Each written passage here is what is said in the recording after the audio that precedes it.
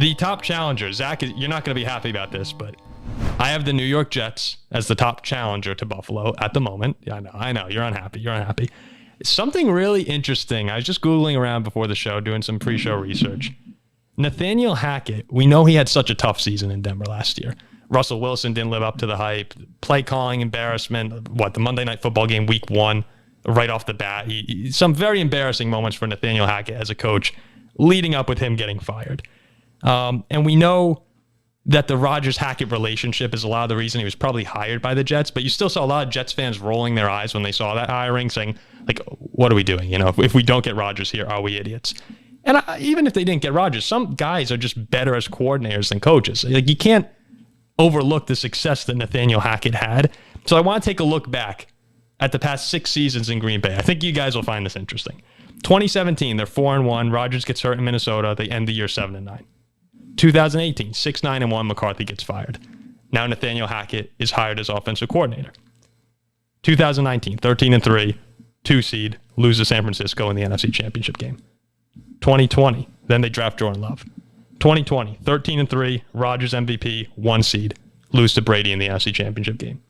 2021, 13-3, Rodgers MVP, 1 seed, upset by San Francisco and Green Bay. Hackett leaves, 8-9, missed playoffs. So in the years bookending Hackett, you're looking at records of 14, 18-1, with him 39-9. Now I know, I understand that there's a lot going on in play here with Matt LaFleur, Devontae Adams coming and going, but the success that Rodgers had with Hackett can't be overlooked. And now you're getting that relationship again, and we're finally seeing Aaron Rodgers having fun. We're seeing another motivated Aaron Rodgers, something that he shared in common with those 2 MVP seasons after Jordan Love. The more you look into this, there are similarities of, okay, Rodgers and I think it matters. I think you need to be enjoying yourself when you're out on the field. Mm-hmm. And when you combine that fun and motivated / pissed off Rodgers, the formula is there for success. I mean, look, last year, like when you talk to any Jets fan and they were just banging their head against the wall. Why? The defense was elite, one of the best in the league. Great receivers, great running back, great offensive line. They said, and they really meant, all we need is a quarterback. And you're getting a guy who in the last 3 years has won 2 MVPs. I get it. He's a little bit older.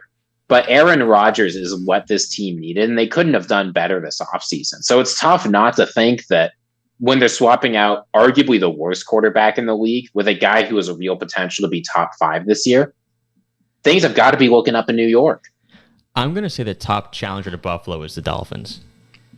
And this might sound... someone with sense in this group. Don't go to the Dolphins just yet. But. No, okay. But this might sound a little bit stupid. Oh, boy. Never like that on this show. I think this might all just be too good to be true if you're the New York Jets. I mean, it could be. Yeah. Aaron Rodgers is one of the most talented quarterbacks ever. Garrett Wilson is very good, but again, he's played in the NFL for 1 year. It's a good defense. Like, it's all right there. And it's like, how is this team not going to be fantastic? But then again, I'm looking at the franchise. Like, I've seen... You're going to get destroyed. People, Jets fans are going to be so mad. They're going to destroy me. But I've seen things like this, and I just think it's a dark cloud there. I really do. Well, in the dark cloud theory, you probably see him getting hurt. And I want to talk about the Dolphins in a second, but I won't right now. I just don't know if the Jets are going to be what everyone thinks they're going to be. Well, Ziggy, for that reason alone, I'm being dead serious. So I get that you see a great team in front of you. You just can't see the Jets being good. Saying, these Jets 14-3, 15-2. We'll see. Ziggy, you mentioned just a second ago. They get a big target on their back. Oh, they do. A huge target on their back. They do.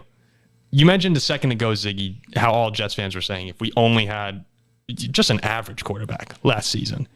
And of 36 quarterbacks who threw 175 passes last year, the 3 lowest rated in passer rating were 3, Mike White, 2, Joe Flacco, and 1, Zach Wilson.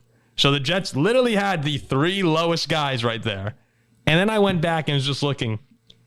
They had the 29th ranked offense in terms of points per game, 17 a game. And still won 8 games. Let's make it average. Let's say they were 21.5 points a game. That's the Giants, 16th in the league, 21.5 points per game.